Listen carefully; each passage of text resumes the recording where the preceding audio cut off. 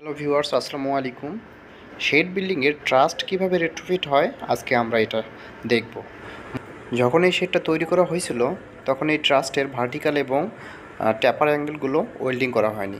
অন্য একটি ট্রাস্ট এবং আই সেকশন বিম একসাথে জয়েন্ট করা ছিল, যেটা আরইজি কোনোভাবে অ্যাপ্রুভ করবে না। এজন্য এটাকে আই সেকশনের মেম্বারটাকে কেটে ফেলে সম্পূর্ণ ট্রাস্ট করতে হবে।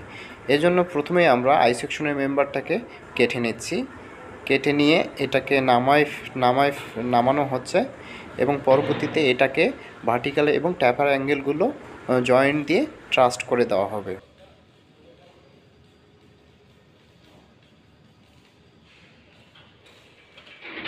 ভিউয়ার্স, যারা আমার চ্যানেলটিকে সাবস্ক্রাইব করেননি তারা চ্যানেলটিকে সাবস্ক্রাইব করে দিবেন।